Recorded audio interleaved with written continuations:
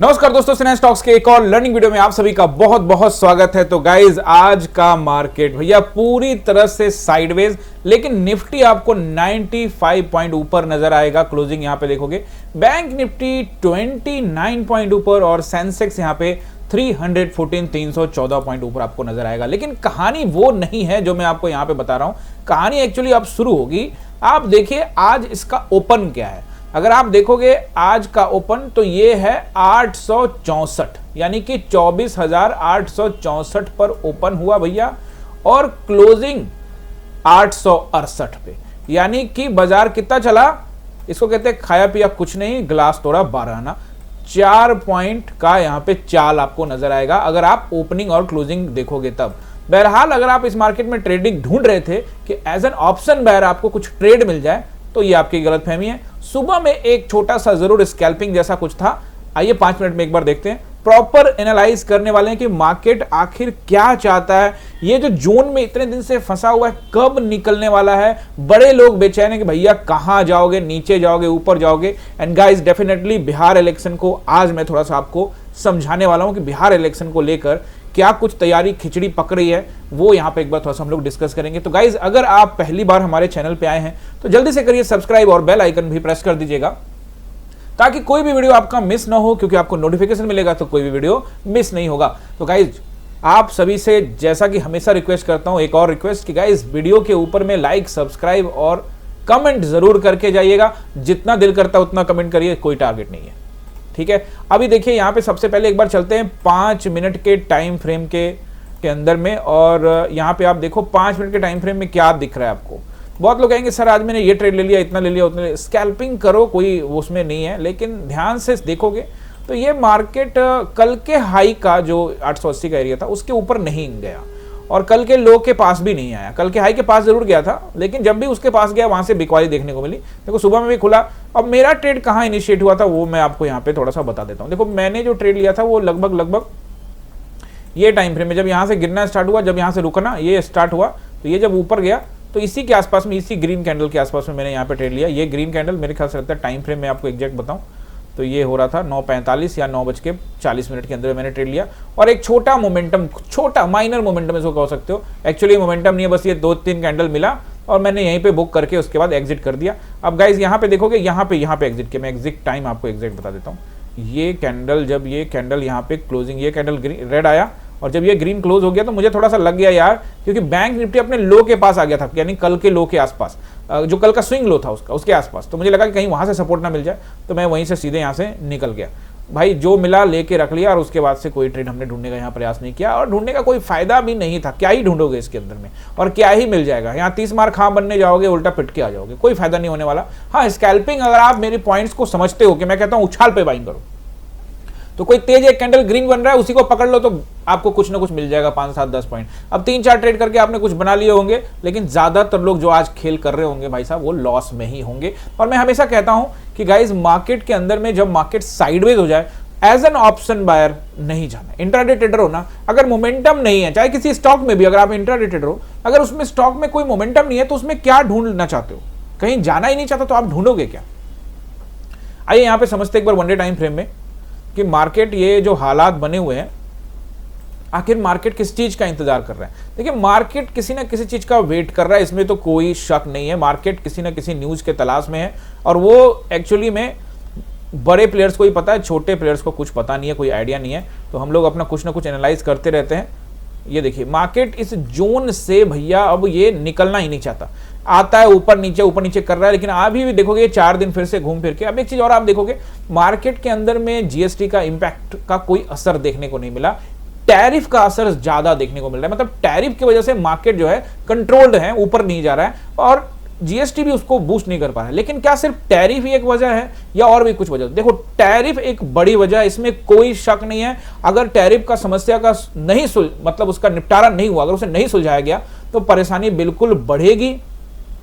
बहुत सारे रिसर्च मैं कर रहा हूं, देख रहा हूं कि टैरिफ के आने के बाद से किन किन सेक्टर्स के अंदर में काफी कुछ प्रॉब्लम्स क्रिएट हो गई है, होल्ड हो गया है। इसी में से एक चीज है कालीन, जो आप जानते हैं, कालीन जो बिछाते हैं आप अपने घरों में, वो यूपी के भदोही जिले में आप उसको कह सकते हो कि भैया एशिया का बिगेस्ट कालीन मैन्युफैक्चरिंग एरिया आप कह सकते हो उसको, यूपी के भदोही जिले में है। वहाँ पे बहुत सारे लोग कालीन के धंधे से जुड़े हुए हैं, और वहाँ से एक्चुअली में जो न्यूज़ आ रहा है वो ये है कि भैया 2000 करोड़ रुपया का जो माल है वो होल्ड हो गया है, और भदोही से 70%, यूपी के डिस्ट्रिक्ट भदोही से 70% जो वहाँ पे माल बनता है उसका 70% जो एक्सपोर्ट जो है वो अमेरिका पर डिपेंड है, और अमेरिका ने लगा दिया टैरिफ, तो भैया ये बढ़ जाएगा। तो ऐसे में दूसरे कंट्रीज में जहाँ ये इसका उत्पादन हो रहा है या होगा, उनको मिल जाएगी प्रेफरेंस, यानी उनको पहली प्रेफरेंस मिलेगी तो वो जाएंगे क्योंकि उनके ऊपर में टैरिफ्स कम होंगे।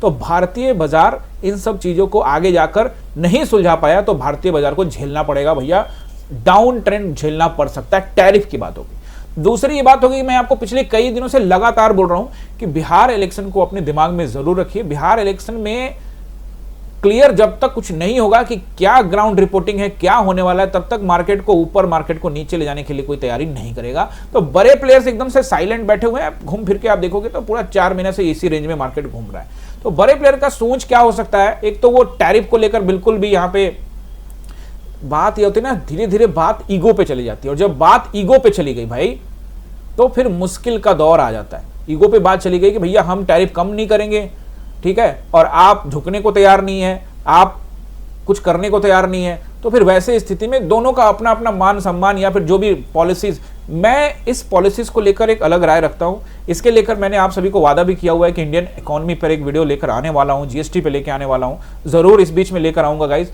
लेकिन भारतीय बाजार टैरिफ को फिलहाल पूरी तरह से पचा नहीं रहा है भैया, टैरिफ नहीं पचने वाला। टैरिफ को पचाना भी बहुत ज्यादा मुश्किल है, क्योंकि बड़े प्लेयर्स जिनकी बड़ी कंपनियां हैं, जिसमें मैंने तमाम नाम भी आपको लिए, आप देखिए मुकेश अंबानी की रिलायंस, आप देखिए आर्सेलर मित्तल यानी कि आर्सेलर मित्तल के लक्ष्मी मित्तल, उसके अलावा भारत फोर्ज जो कंपनी है, ये सब का जो अमेरिका के ऊपर में या सॉफ्टवेयर कंपनी है या और भी तमाम कंपनियां हैं, इन सब पे अमेरिका के बहुत ज्यादा डिपेंडेंसी है। इवन अडानी के ऊपर में भी आप देखोगे, कंपनी के अंदर में भी बहुत सारे ऐसे लोग हैं बड़े, खास करके मैं बड़े नाम ले रहा हूं, ऐसे छोटे छोटे तो बहुत सारे नाम हैं।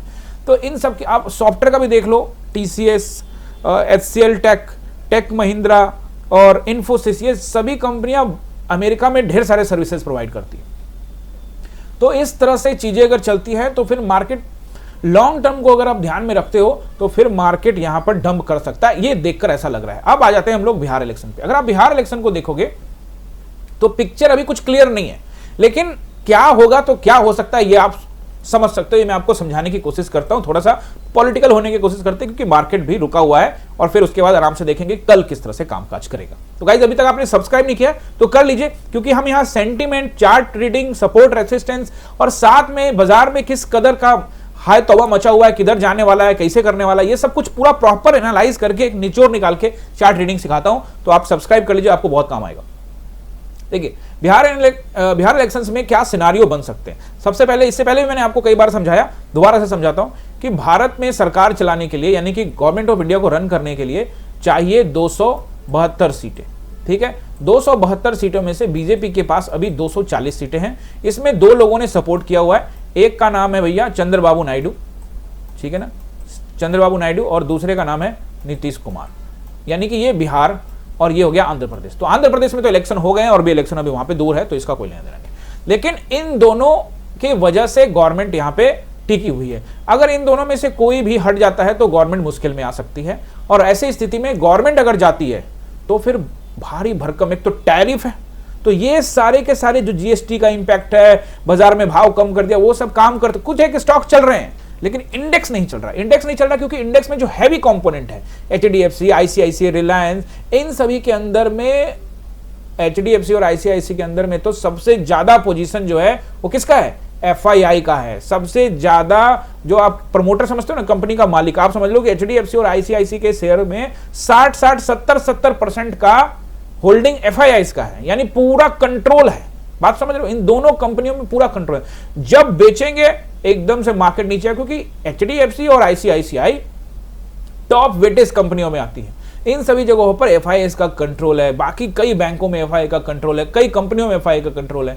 तो वो भैया बेचेंगे माल तो मार्केट नीचे आएगा। चलिए सिनारियो पे आते हैं। तो यहाँ पे चंद्रबाबू नायडू और नीतीश कुमार सपोर्ट कर रहे हैं, तो यहाँ तो इलेक्शन नहीं है तो इसको खत्म कर दे। बट बिहार में नीतीश कुमार की सरकार बीजेपी के साथ चल रही है, जेडीयू बीजेपी की गठबंधन की सरकार है, और वहां पे जो विपक्ष में बैठे हैं वो बैठे हैं तेजस्वी यादव यानी कि लालू यादव जी की पार्टी की, और कांग्रेस यानी कि राहुल गांधी की पार्टी। तो ये दोनों मिलकर वहां पे तैयारी कर रहे हैं। अभी उन्होंने वोट चोर, गद्दी चोर का नारा भी दिया, वोट चोरी के नाम पर कई तरह की यात्राएं की, 15 दिनों के वोट अधिकार यात्रा, जो बिहार में SIR हो रहा है, यानी कि जिसमें जो वोटर में कई लोग हैं जिनके नाम काटे गए हैं, कई किसी वजह से काटे गए होंगे, वो उनको पता है, लेकिन इसका विरोध कर रहे हैं ये पार्टी के लोग, यानी कि तेजस्वी यादव और कांग्रेस राहुल गांधी की पार्टी। और इन्होंने 15 दिन का एक यात्रा भी निकाला, वो आप लोगों ने देखा ही होगा। तो इसका मतलब क्या हुआ कि बिहार इलेक्शन आने को है। बिहार इलेक्शन नवंबर के बीच में, यानी कि दिवाली के बाद बिहार में पूजा है छठ, और छठ पूजा के जस्ट बाद में 10, 15, 20 दिन के बाद में इलेक्शन हो जाएगा, यानी नवंबर में इलेक्शन अनाउंस हो जाएगा। अनाउंस पहले हो जाएगा, नवंबर में इलेक्शन होने की पूरी उम्मीद है। और अगर सिरानियों, जैसे मैंने आपको बोला कि 240 सीट हैं और बाकी 272 सीटों में से सपोर्ट कर रहे हैं नीतीश कुमार और चंद्रबाबू नायडू, तो अगर नीतीश कुमार की सरकार चली जाती है, बात समझो, अगर चली जाती है बीजेपी एंड नीतीश कुमार की जदयू की गठबंधन की सरकार अगर नहीं आती है, तो वैसे केस में सरकार किसकी बनेगी? TY तेजस्वी यादव और RG राहुल गांधी, इन दोनों की कांग्रेस और RJD की सरकार बन जाएगी। और ऐसे स्थिति में नीतीश कुमार यहां से साइड हो जाएंगे। अब बात आती है कि साइड क्यों होंगे भैया, इन्होंने तो जो सांसद के सीट जीते हैं वो तो इनके साथ रहेंगे। भैया सत्ता जब जाता है तो सब कुछ बदल सकता है। इस चीज के लिए आपको तैयारी करके रखनी पड़ेगी। स्टॉक मार्केट में भी आप कहते हो कि आपको पॉलिटिक्स से लेना देना नहीं है, लेकिन अगर आप स्टॉक मार्केट में आ गए हो, आप इन्वेस्टर हो, आप ट्रेडर हो, कोई मतलब नहीं है भैया, आ गए हो तो आपको तैयारी करनी पड़ेगी। अगर आप यहां प्रॉपर तैयारी नहीं करेंगे, आप चीजों को समझेंगे नहीं, तो आप ट्रैप हो सकते हैं। इन्वेस्टिंग के बारे में थोड़ा सा समझाऊंगा कि किस तरह से, हमेशा बताता हूं, फिर से बताऊंगा। अब देखिए, मान लीजिए कि ये सरकार नहीं आती है, तो वैसे स्थिति में ऐसा कोई सीट आ गया, जैसे इनको भी आ गया, थोड़ा इनको भी आ गया, और नीतीश कुमार को भी सीट आ गया, और बीजेपी के साथ गठबंधन, जैसा कि शुरुआत से लगातार आप देख रहे हैं, कभी नीतीश कुमार जेडीयू यानी नीतीश कुमार की जेडीयू कभी कांग्रेस के पाले में यानी कि आरजेडी के साथ सरकार बना लेती है, तो कभी बीजेपी के साथ सरकार, और ये लगातार हो रहा है, बैक टू बैक कई बार देखने को मिल रहा है। बात समझ रहे हो ना? तो ऐसे में आप इसका खंडन नहीं कर सकते, या आप कह नहीं सकते कि भैया ये हो नहीं पाएगा, ऐसा नहीं होगा, अब यही रहेंगे। उन्होंने ये बार बार चेंज किया है, तो दोबारा भी चेंज कर सकते हैं। सिचुएशन अगर वैसा बन जाता है तो आप समझ लीजिए कि मार्केट की स्थिति क्या हो सकती है। बहरहाल मैं आपको समझाने वाला हूं कि मार्केट की स्थिति क्या होगी अगर कुछ हो जाए तो। फिलहाल आ जाते हैं, तो मान लेते हैं कि नीतीश कुमार और इनके ये सिचुएशन खराब हो गया और ये किसी भी वजह से अपना दरकिनार हो जाते हैं, या फिर जो इन्होंने सपोर्ट दिया हुआ है बीजेपी गवर्नमेंट को और वो हटा लेते हैं, तो ये सरकार अपमत में आ जाएगी, और वैसे में सरकार गिर सकती है और फिर सरकार कांग्रेस की बन सकती है। तो ऐसी स्थिति में भैया यहाँ पे डमाडोल स्थिति हो सकती है। इसलिए बड़े प्लेयर्स के दिमाग में बहुत सारी खिचड़ी हो रही होगी। इन्वेस्टिंग पर आता हूं, फिर आपको समझ में आएगा कि बड़े प्लेयर बहुत तेज होते हैं, क्या क्या सोच रहे होंगे सब बताऊंगा आपको। एक तो ये सिचुएशन है बिहार इलेक्शन का। दूसरा, अगर नीतीश कुमार की सीटें कम हो जाए, बीजेपी की सीटें कम हो जाए, ये लोग क्लीन स्वीप कर जाएं, तो क्या नीतीश कुमार इनके साथ बने रहेंगे? इस बात की गारंटी नहीं है। हो सकता है कि ये सीएम बनने के लिए इधर आ जाए, या ये भी हो सकता है कि चलो ठीक है, इन दोनों ने मिलकर बना ली सरकार, नीतीश कुमार सीएम नहीं बन रहे, नीतीश कुमार को किस तरह से मना लिया गया, कुछ भी कर लिया गया, नीतीश कुमार सपोर्ट कर रहे हैं, लेकिन दबाव बहुत बढ़ जाएगा। अगर बिहार में इलेक्शन होता है और बीजेपी और नीतीश कुमार की सीटें घटती है, तो राज्यसभा में इनके मेंबर ऑफ पार्लियामेंट कम हो जाएंगे, क्योंकि वो विधायकों से वोटिंग से मिलकर राज्यसभा के मेंबर बनते हैं। तो ऐसी स्थिति में दबाव बढ़ सकता है। अगर किसी प्रकार का कोई सिचुएशन बना तो चंद्रबाबू नायडू भी पीछे हट सकते हैं। भाई यहां कोई किसी के साथ आ सकता है और कोई किसी के साथ जा सकता है। यही चंद्रबाबू नायडू जेल में गए हुए थे, बीजेपी की ही सरकार थी केंद्र में, लेकिन बाहर निकाला गया और सत्ता में आए और हाथ मिला लिया। बात समझ रहे हो ना? सब कहानी चलती रहती, तो इसलिए आपको थोड़ा अलर्ट रहना है। अब आप सोचोगे इससे क्या लेना देना, लेकिन लेना देना है, आपको समझना ही पड़ेगा, आपको बाद में पता लगेगा। अब इन्वेस्टर क्या क्या सोचते होंगे, बड़े प्लेयर क्या क्या सोचते होंगे, वो मैं समझ जाता हूं, और फिर आपको क्या सोचना चाहिए। एक फॉर्मूला मैंने आप सभी को पहले भी बताया हुआ, आज भी बता देता हूं। आज मैं इसलिए इस तरह का एनालिसिस कर रहा हूं क्योंकि मार्केट में कोई मोमेंटम नहीं है। सिंपली हम लोग चार्ट को समझने वाले हैं, वो थोड़ी देर में समझ लेंगे। आज चीजों को समझते हैं। अगर आप इन्वेस्टिंग पर्पस से देखना चाहते हो, तो मार्केट के अंदर में जब भी गिरावट देखने को मिले, थोड़ा बहुत गिरावट देखने को मिले या बड़ा गिरावट देखने को मिले, आपको एक फॉर्मूला पहले भी बता चुका हूं, दोबारा बता देता हूं। हाई बियरिश मार्केट है तो अपने पैसों को 20 भागों में बांटो, लो बियरिश मार्केट है तो 10 भागों में बांटो, ठीक है ना? अब आप कहोगे सर हमें कैसे पता कि हाई बियर बियर, हमें धीरे धीरे नीचे आ रहा, पता लगा और नीचे चलता चला गया। तो 20 भागों में बांट के पहले से रख लो, 20 भागों में बांट के पहले से रख लो। तो अब एग्जांपल के रूप में समझो कि अगर आपके पास 1,00,000 रुपया है। कितना है? 1,00,000 रुपया है। तो आप इसको 20 भागों में बांटो और 5,000 कर करके थोड़े थोड़े गिरावट पर खरीदारी करो। मैं ऐसा क्यों फॉर्मूला आपको बता रहा हूं? आपको कभी इसमें दर्द नहीं होगा। लॉसेस तो होंगे लेकिन आपको यहां पे दर्द नहीं होगा। गाइस, मैं आपको एक चीज डिस्क्लेमर दे दूं कि मैं आपको कोई रिकमेंडेशन नहीं कर रहा हूं कि कौन सा स्टॉक लेना है, कौन सा नहीं लेना है। ये स्टॉक्स की जानकारी के लिए कि कौन सा लेना चाहिए, नहीं लेना चाहिए, इसके लिए आप अपने सेबी रजिस्टर्ड एडवाइजर से जरूर राय ले और उनके सुझाव के आधार पर ही किसी अच्छे स्टॉक्स में निवेश करें। मैं आपको यह हमेशा जरूर कहूंगा कि भैया निवेश जरूर करना। फॉर्मूला जरूर मैं आपको समझा रहा हूं कि अगर आपके पास 1,00,000 रुपया है तो आप इसको फुल्ली डाइवर्सिफाई करिए, मतलब अलग अलग स्टॉक्स में डाइवर्सिफाई करिए, अच्छे स्टॉक्स में डाइवर्सिफाई करिए और 5-5 हजार का आप इसमें अंतराल पर गिरावट पर पैसा डालिए। आप यकीन मानिए आपको दर्द नहीं होगा, बड़े लॉसेस नहीं होंगे, क्योंकि आप हर एक गिरावट पर अंतराल पे ये कैसा इस्तेमाल करने के लिए बोल रहा हूं, SIP की तरह, स्टॉक मार्केट लाइक SIP, खास करके गिरते हुए मार्केट में या चढ़ते हुए मार्केट में। क्योंकि आने वाले कुछ टाइम में निफ्टी का चार्ट अगर आप देखते हो तो निफ्टी भैया ऊपर ही रहेगा।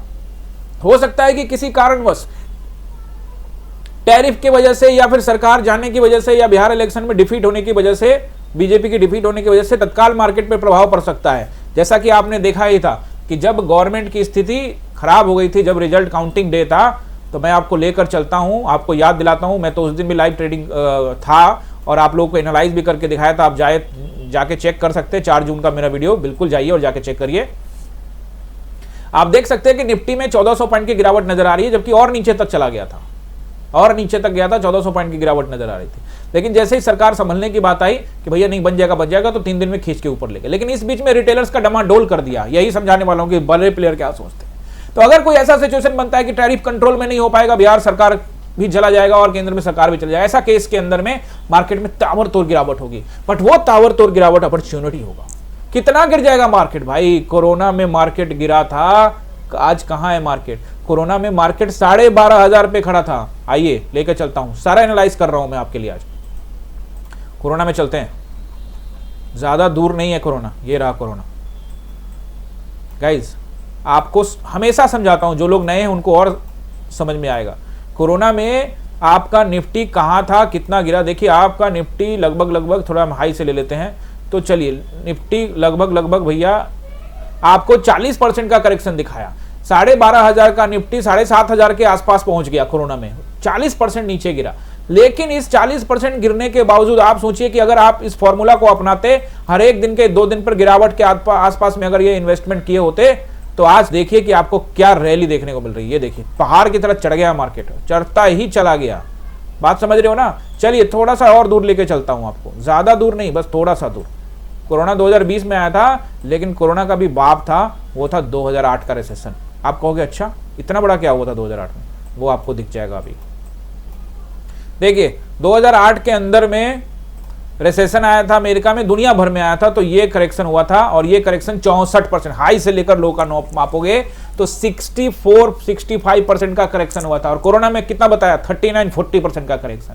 इस करेक्शन को भी आपके बाजार ने, भारतीय बाजार ने, दुनिया भर के बाजार ने झेला और उस समय मार्केट 6-6,500 पे कामकाज कर रहा था 2008 के दरमियान। और फिर उसके बाद आप देखेंगे 2200 के रेंज पर ये मार्केट आपको दिख रहा है, 2500 के रेंज पर मार्केट रुका रहा कुछ टाइम तक। और उसके बाद इस 2500 का मार्केट जो 2009 के आसपास में आपको 2008-2009 में 2500 का मार्केट भैया 10 गुना होकर 25,000 से भी ज्यादा 12 गुना हो गया, 11 गुना हो गया, 26,000 पहुंच गया।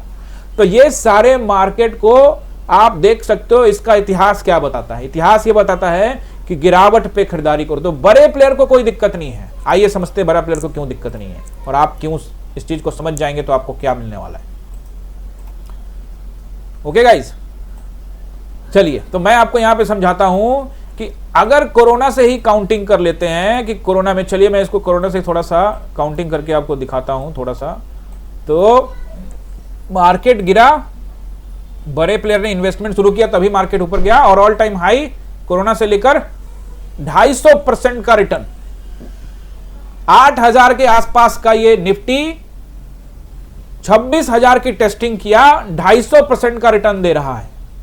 लेकिन डरने वाले लोग, समझने वाले, जो लोग समझने वाले लोग नहीं है, वो लोग यहां से टाटा बाय बाय हो गए होंगे, कान पकड़ रहे होंगे, खामखा मैं चला गया, ये तो जुआ है, ये तो गैम्बलिंग है, ये तो ये है, ये तो वो है, ब्लेम कर रहे होंगे, लेकिन समझेंगे नहीं, स्टडी नहीं करेंगे। बहुत लोग इस वीडियो से भी निकल गए होंगे कि पता नहीं सर आज क्या समझा रहे हैं। बाकी आप कमेंट करके बताना कि जो मैं समझा रहा हूं वो आपके काम का है कि नहीं। लॉन्ग टर्म गोल रखोगे जिंदगी में, शॉर्टकट नहीं, लॉन्ग टर्म गोल रखोगे। अगर आपकी एज 20, 22 साल, 25 साल हो रही है तो आपके लिए तो जादुई चीज आपको मिली है। बस आपको थोड़ा सा धैर्य, साहस, हिम्मत, करेज, लर्निंग, इन सब का फायदा उठाना है। इन सबको निचोड़ लिखा के आप देखिए 250% ऊपर गया, ठीक है ना।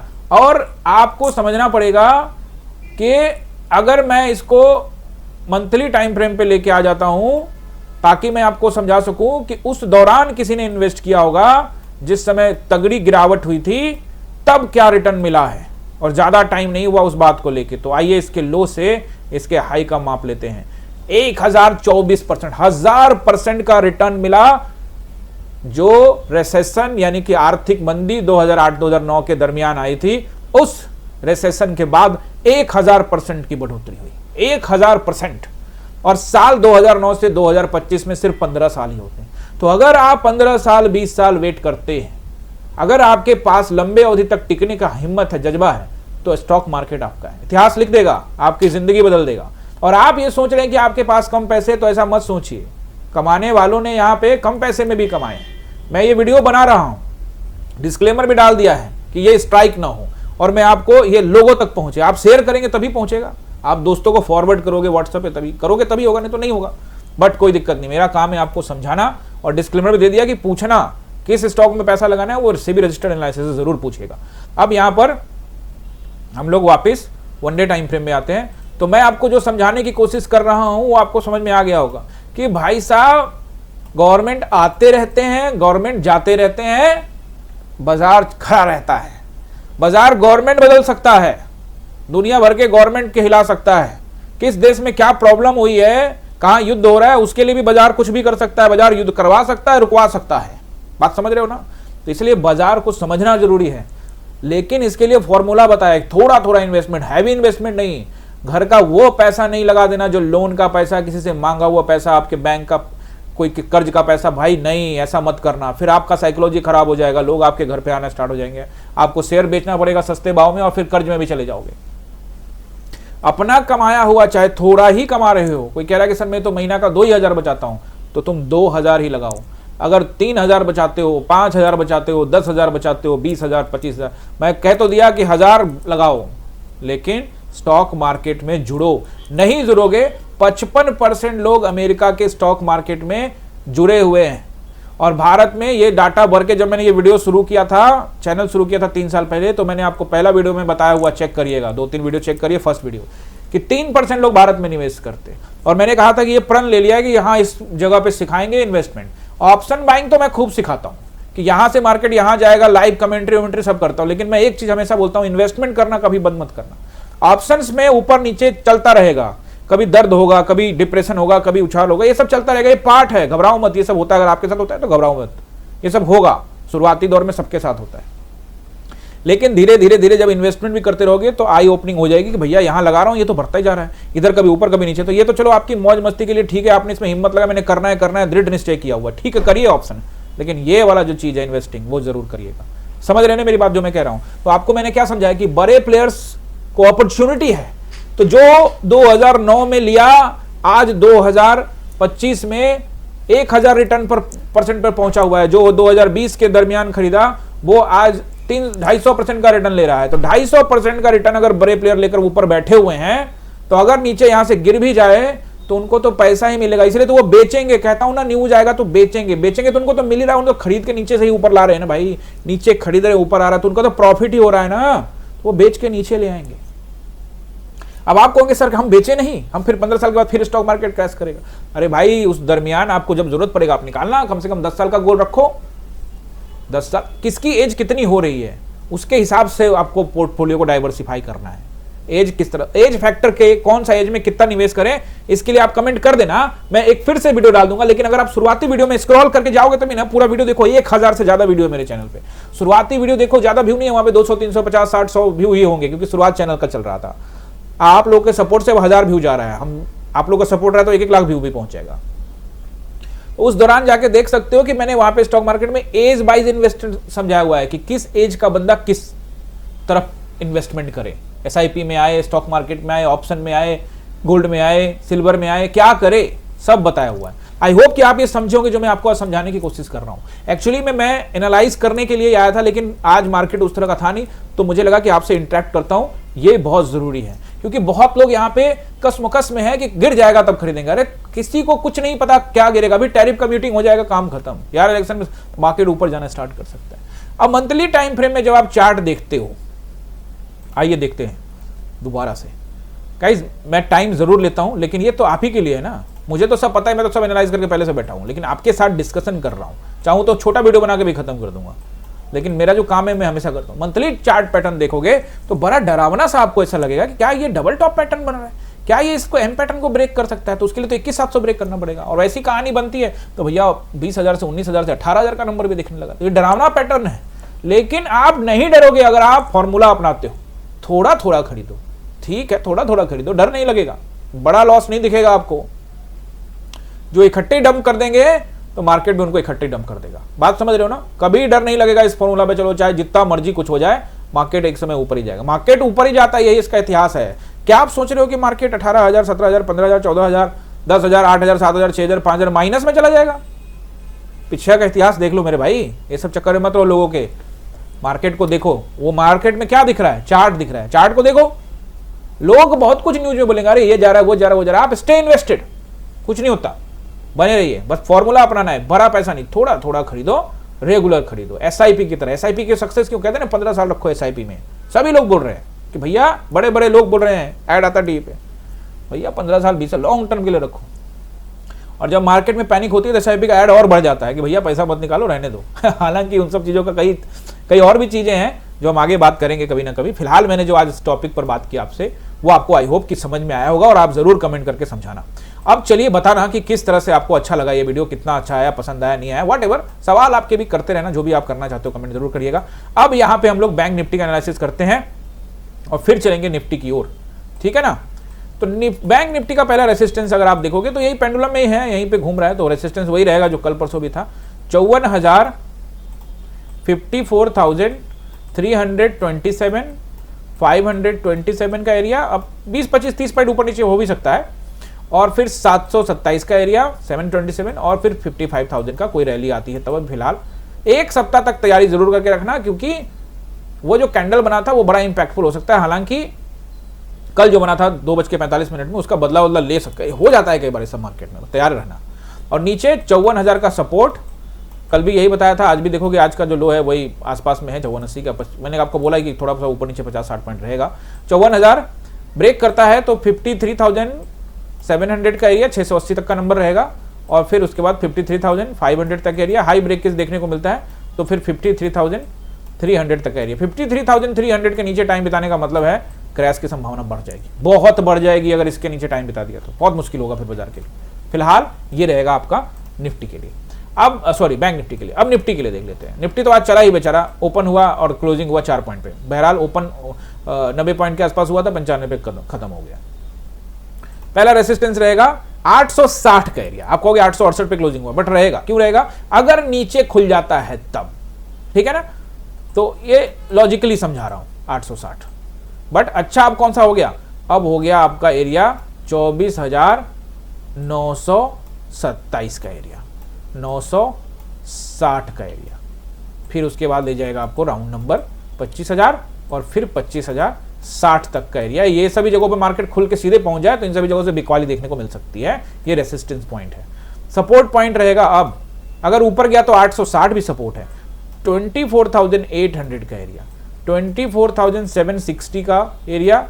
ब्रेक करके नीचे कामकाज करेगा तो 24,660 का एरिया, और फिर 24,600 का एरिया।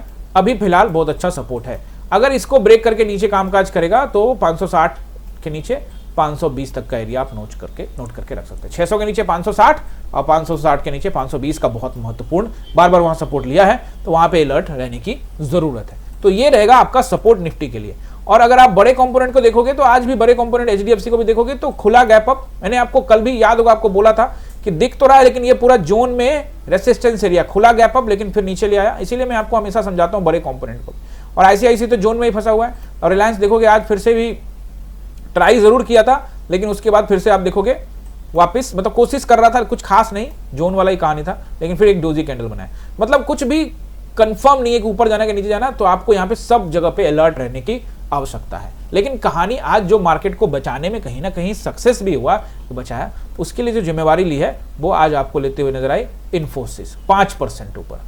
इसीलिए मैंने कहा ना, डाइवर्सिफाई कर दोगे ना तो किसी में कुछ हो रहा है, किसी में फायदा हो रहा है, किसी में कम नुकसान हो रहा है, किसी में ज्यादा नुकसान हो रहा है, किसी में ज्यादा फायदा हो रहा है। इसीलिए पोर्टफोलियो को डाइवर्सिफाई करना। आज ये 5% चढ़ गया, टेक महिंद्रा 2%, 2.5% चढ़ गया, टीसीएस 1%, पूरा आईटी सेक्टर चढ़ गया ऊपर, कल ऑटो सेक्टर चढ़ गया था। तो इसीलिए फंड को अलग अलग कैटेगरी में, अलग अलग सेक्टर में, अलग अलग सेगमेंट में डाइवर्सिफाई करना है।